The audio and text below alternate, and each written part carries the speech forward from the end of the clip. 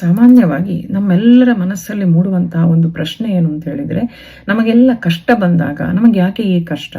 ನಮ್ಮಿಂದ ಆದಷ್ಟು ಭಗವಂತನ ಆರಾಧನೆಯನ್ನು ಮಾಡ್ತೇವೆ, ಪೂಜೆಯನ್ನು ಮಾಡ್ತೇವೆ, ದೇವಸ್ಥಾನಗಳಿಗೆ ಹೋಗ್ತೇವೆ, ಸತ್ಕರ್ಮಗಳನ್ನು ಮಾಡ್ತೇವೆ, ಧರ್ಮ ಮಾರ್ಗದಲ್ಲಿದ್ದೇವೆ. ಆದರೂ ಕೂಡ ಜೀವನದಲ್ಲಿ ಇಷ್ಟೊಂದು ಕಷ್ಟಗಳು ಬರ್ತಾ ಇದೆ, ಇದು ಯಾಕೆ ಅಂತ. ನಾವು ಮಾಡಿದಂತಹ ಕರ್ಮಗಳು ಹಾಗಾದರೆ ಭಗವಂತನಿಗೆ ತಲುಪುವುದೇ ಇಲ್ವಾ ಅನ್ನುವಂತಹ ಒಂದು ಪ್ರಶ್ನೆ ಸಾಧಾರಣ ನಮ್ಮನ್ನೆಲ್ಲರನ್ನೂ ಕೂಡ ಬಾಧಿಸ್ತದೆ. ಆದರೆ ಇದಕ್ಕೆ ನಮಗೆ ಗೀತೆ ಉತ್ತರ ಕೊಡ್ತದೆ, ಭಗವದ್ಗೀತೆ, ಭಗವಂತನ ವಾಣಿಯಿಂದ ನಾವಿದರ ಬಗ್ಗೆ ಉತ್ತರವನ್ನು ತಿಳ್ಕೊಳ್ಬೋದು. ಏನು ಹೇಳುತ್ತಾರೆ ಭಗವದ್ಗೀತೆಯಲ್ಲಿ ಅಂದರೆ, ಭಗವದ್ಗೀತೆ ಮಾತ್ರ ಅಲ್ಲ, ಎಲ್ಲ ಶಾಸ್ತ್ರ ಗ್ರಂಥಗಳು ಕೂಡ ನಮಗಿದಕ್ಕೆ ಉತ್ತರವನ್ನು ಕೊಡುತ್ತದೆ. ಆದರೆ ಗೀತೆ ಇದೆಲ್ಲದರ ಕೈಪಿಡಿಯಾಗಿ ನಮಗೆ ಲಭ್ಯವಿರುವಂಥದ್ದು.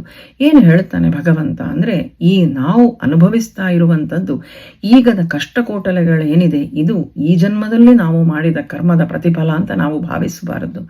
ಯಾಕೆಂದರೆ ಮನುಷ್ಯರಿಗೆ ಜನ್ಮ ಅಂತ ಹೇಳುವಂಥದ್ದು ಇದು ಒಂದೇ ಅಲ್ಲ, ಅನೇಕ ಜನ್ಮಗಳನ್ನು ದಾಟಿ ನಾವು ಈ ಸ್ಥಿತಿಗೆ ಬಂದಿದ್ದೇವೆ ಅಂತ. ಜಾತಸ್ಯ ಹಿ ಧ್ರುವೋ ಮೃತ್ಯು ಧ್ರುವಂ ಜನ್ಮ ಮೃತಸ್ಯ ಚ ಅಂತ.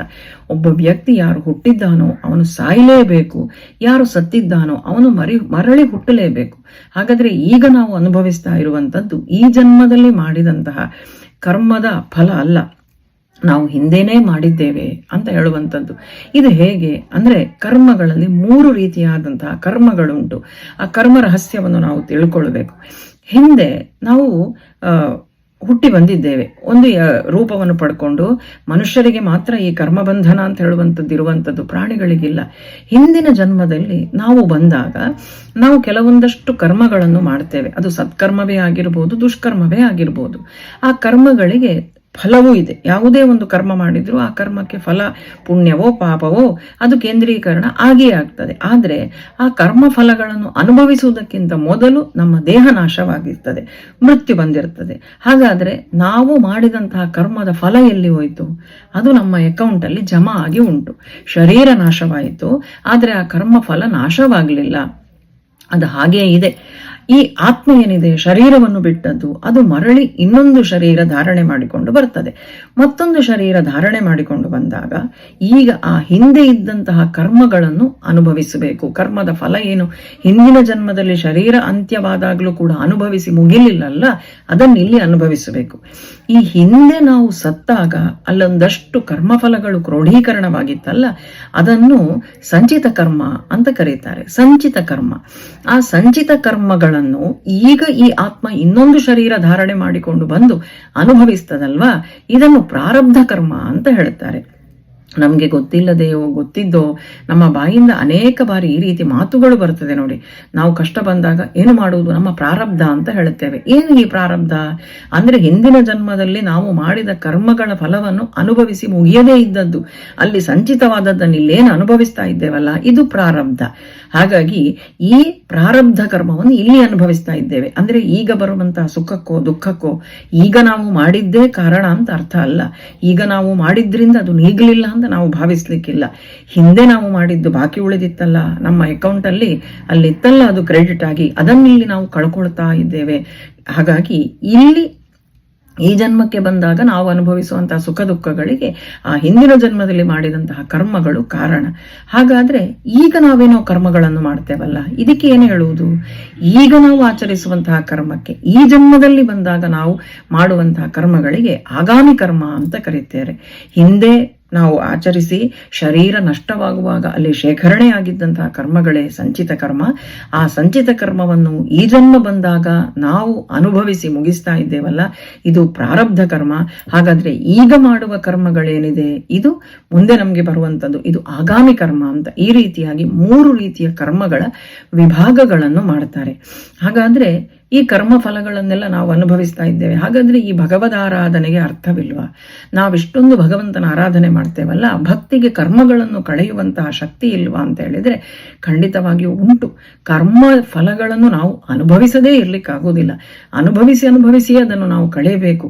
ಆದರೆ ಭಗವಂತ ನಮ್ಗೆ ಹೇಗೆ ಸಹಾಯ ಮಾಡ್ತಾನೆ ಅಂದ್ರೆ, ಜೋರಾಗಿ ಮಳೆ ಬರ್ತಾ ಇದೆ, ಮಳೆ ಬರಲೇಬೇಕು, ಮಳೆಯನ್ನು ಭಗವಂತ ನಿಲ್ಲಿಸುವುದಿಲ್ಲ. ಆದ್ರೆ ಆತ ತಾನು ಕೊಡೆಯನ್ನು ಹಿಡ್ಕೊಂಡು ಈ ಮಳೆಗೆ ಆಸರೆಯಾಗಿ ನಿಲ್ತಾನೆ ಅಂತ. ಅಂದ್ರೆ ಏನು ಕಷ್ಟಗಳನ್ನು ಇಲ್ಲಿ ನಾವು ಅನುಭವಿಸ್ತಾ ಇರುತ್ತೇವೋ, ಹಿಂದೆ ನಾವು ಏನು ಮಾಡಿದ್ದೇವೋ ನಮ್ಗೆ ಗೊತ್ತಿಲ್ಲ, ಆದ್ರೆ ಈಗ ಸತ್ಕರ್ಮಗಳನ್ನು ಮಾಡ್ತಾ ಇದ್ದೇವೆ, ಭಗವದ್ ಭಕ್ತಿಯನ್ನು ಮಾಡ್ತೇವೆ. ಆವಾಗ ಭಗವಂತ ಏನು ಮಾಡ್ತಾನೆ ಅಂದ್ರೆ, ಕೊಡೆಯನ್ನು ಛತ್ರಿಯನ್ನು ಹಿಡ್ಕೊಂಡು ಆತ ನಮ್ಗೆ ಈ ಮಳೆಯಿಂದ ರಕ್ಷಣೆ ಕೊಡ್ತಾನೆ. ಅಂದ್ರೆ ಈ ಕಷ್ಟಗಳೇನು ಬಂದಿದೋ ನಮಗೆ, ಈ ಕಷ್ಟಗಳಿಂದ ನಾವು ಪಾರಾಗಿ ಹೋಗ್ಲಿಕ್ಕೆ ಭಗವಂತ ಈ ರೀತಿಯಾಗಿ ನಮಗೆ ಆಶ್ರಯವನ್ನು ಕೊಡ್ತಾನೆ, ಅನುಗ್ರಹವನ್ನು ಮಾಡ್ತಾನೆ ಅಂತ. ಹೀಗಾಗಿ ಈ ನಮಗೆ ಬಂದಂತಹ ಜನ್ಮದಲ್ಲಿ ನಾವು ವಿಶ್ರಾಂತಿ ಮಾಡ್ಲಿಕ್ಕೋ ಆರಾಮ ಮಾಡ್ಲಿಕ್ಕೋ ನಮಗೆ ಸಮಯ ಇಲ್ಲ.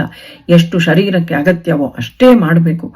ಉಳಿದ ಹೊತ್ತಲ್ಲೆಲ್ಲ ಚಕ ಚಕ ಚಕ ಅಂತ ಈ ಕರ್ಮಗಳನ್ನು ಖಾಲಿ ಮಾಡ್ಕೊಳ್ಳಿಕ್ಕೆ ನಾವು ಪ್ರಯತ್ನ ಪಡಬೇಕು. ನಮ್ಮ ಪ್ರಾರಬ್ಧ ಎಲ್ಲವನ್ನೂ ಖಾಲಿ ಮಾಡ್ಕೊಳ್ಬೇಕು. ಖಾಲಿ ಮಾಡ್ಕೊಳ್ಳುವುದು ಹೇಗೆ ಅಂದ್ರೆ, ಸಚ್ಚಿಂತನೆ, ಸನ್ಮಾರ್ಗ, ಅದೇ ರೀತಿಯಾಗಿ ಸತ್ಸಂಗ, ಇದರ ಮುಖಾಂತರ ವ್ಯರ್ಥವಾದಂತಹ ಅನೇಕ ಕೆಲಸಗಳಲ್ಲಿ ನಮ್ಮನ್ನು ನಾವು ತೊಡಗಿಸಿಕೊಳ್ಳುವುದಕ್ಕಿಂತಲೂ ಕೂಡ ಈ ರೀತಿಯಾಗಿ ಬದುಕುವಂತಹ ಪ್ರಯತ್ನವನ್ನು ನಾವು ಮಾಡಬೇಕು. ಅನೇಕರು ಹೇಳ್ತಾರೆ, ಸಾಯುವ ಸಂದರ್ಭದಲ್ಲಿ ಅಜಾಮಿಳನ ಕಥೆಯನ್ನು ಕೇಳ್ತಾ ಹೇಳುವಂಥದ್ದು, ಸಾಯುವ ಸಂದರ್ಭದಲ್ಲಿ ನಾರಾಯಣ ಅಂತ ಹೇಳಿದ ಅಜಾಮಿಳನಿಗೆ ಆತ ಮೋಕ್ಷವನ್ನು ಕೊಟ್ಟಂತೆ. ನಾವು ಕೂಡ ಸಾಯುವ ಸಂದರ್ಭದಲ್ಲಿ ಭಗವಂತನನ್ನು ನೆನೆಯುವ.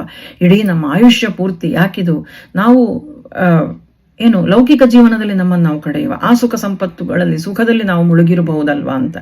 ಆದರೆ ಒಂದು ಮಾತಿದೆ, ಕೊರಳಿಗಾತ್ಮ ತದುಕುವಾಗ ಹರಿಯನಾಮವಾರದು ಅಂತ.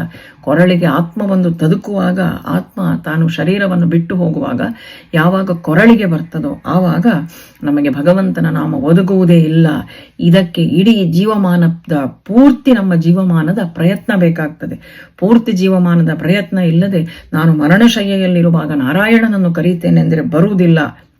ಆದ ಕಾರಣ ಜೀವಮಾನದ ಪ್ರಯತ್ನ ಇದಕ್ಕೆ ಬೇಕಾಗ್ತದೆ. ಕರ್ಮಗಳನ್ನು ಕಳೆದುಕೊಳ್ಳಲಿಕ್ಕೆ ಸತತವಾದಂತಹ ಚಿಂತನೆ ನಮ್ಮದಿರಬೇಕಾಗ್ತದೆ. ಆ ದಾರಿಯಲ್ಲಿ ನಾವು ನಡೀಬೇಕಾಗ್ತದೆ ಅಂತ ಹೇಳುವಂಥದ್ದು ಸತ್ಯ. ಹಾಗಾಗಿ ಆಧ್ಯಾತ್ಮವೋ, ಭಗವತ್ ಪೂಜೆಯೋ, ಭಗವದ್ ಆರಾಧನೆಯೋ 60 ವರ್ಷ ಆಗಲಿ, 70 ಆಗಲಿ, 80 ಆಗಲಿ ಅಂತ ಕಾದುಕೊಂಡು ಕೂತ್ಕೊಳ್ಳುವಂಥದ್ದಲ್ಲ. ಎಷ್ಟು ಶೀಘ್ರದಲ್ಲಿ ನಮ್ಮ ಮನಸ್ಸಿಗೆ ಭಗವಂತನ ಪ್ರವೇಶವಾಗ್ತದೋ, ಆಧ್ಯಾತ್ಮದ ದಾರಿ ಸತ್ಯ ಅಂತ ಹೇಳುವಂಥದ್ದು ನಾವು ತಿಳ್ಕೊಳ್ತೇವೋ, ಆವಾಗದಿಂದಲೇ ಪ್ರಾರಂಭ ಮಾಡಬೇಕು. ಈ ಲೋಕದ ಜನ ಏನೂ ಹೇಳಬಹುದು, ಇಷ್ಟು ಚಿಕ್ಕ ವಯಸ್ಸಿಗೆ ಯಾಕೆ ಏನು ಅಂತ.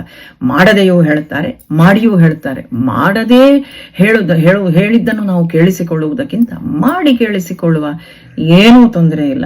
ಈ ದಾರಿಯಲ್ಲಿ ನಡೆದುಕೊಳ್ಳುವ ಭಗವಂತನ ಆ ಒಂದು ಅನುಗ್ರಹಕ್ಕೆ ನಾವೆಲ್ಲರೂ ಪಾತ್ರವಾಗುವ, ಕರ್ಮಗಳನ್ನು ಕಳೆದುಕೊಳ್ಳುವ ಕಡೆಗೆ ನಮ್ಮ ಗಮನವಿರಲಿ. ಶುಭವಾಗಲಿ, ಮಂಗಳವಾಗಲಿ. ಕೃಷ್ಣಾರ್ಪಣಮಸ್ತು.